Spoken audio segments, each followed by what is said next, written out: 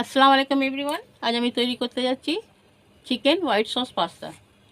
এইখানে আমি একটা প্যানেতে জল দিয়েছি, জলেতে এই লবণটা দেবো, কিছুটা রিফাইন অয়েল দেবো যাতে পাস্তাগুলো এক অপরের সঙ্গে জড়িয়ে নিয়ে যায়। এখানে আমি 100 গ্রাম মতো পাস্তা নিয়েছি। পাস্তাটাকে এবার আমি ভালো করে সেদ্ধ করে নিই। এখানে পাস্তাটা আমার সেদ্ধ হয়ে গেছে। এবার পাস্তাটা আমি জলটা ঝরিয়ে নেব। পাস্তাটা জল ঝরাতে দিয়ে দিচ্ছি। এবার এখানে আমি প্যানেতে একটু বাটার দিয়ে দেবো। বাটারটা মেল্ট হয়ে যাক। বাটারটা আমার মেল্ট হয়ে গেছে। এখানে আমি 1 চামচ ময়দা দিয়ে দেবো। ময়দাটাকে ভালো করে ভেজে নেব এর সঙ্গে।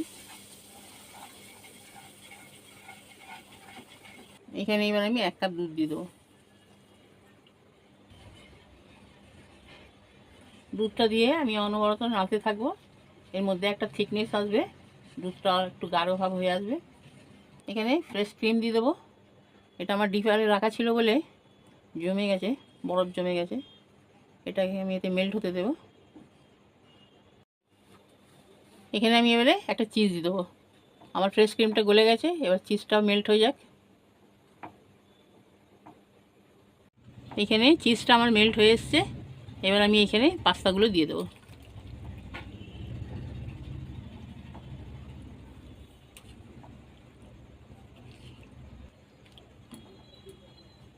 এখানে আমি কিছুটা চিকেন কিমা তৈরি করে রেখেছিলাম, সেটা দিয়ে দিলাম।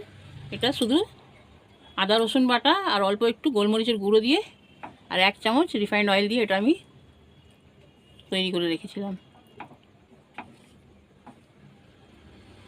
এখানে দেবো স্বাদ মতো লবণ। আমি পাস্তা সিদ্ধ করার সময় লবণটা দিয়েছিলাম, সেই জন্য অল্প করে লবণ দিলাম। এখানে দেবো অল্প একটু গোলমরিচের গুঁড়ো, চিলি ফ্লেক্স,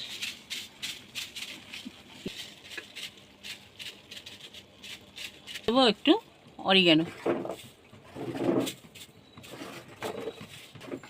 এবার সবগুলোকে একসঙ্গে মেখে দেবো।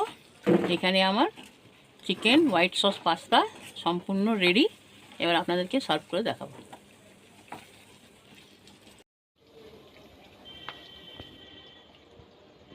দেখুন বন্ধুরা, এখানে আমার চিকেন হোয়াইট সস পাস্তা সম্পূর্ণ রেডি।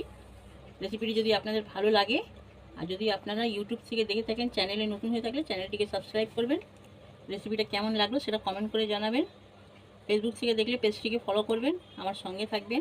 ভালো থাকবেন, সুস্থ থাকবেন, দোয়াতে আমাকে মনে করবেন। আল্লাহ হাফিজ।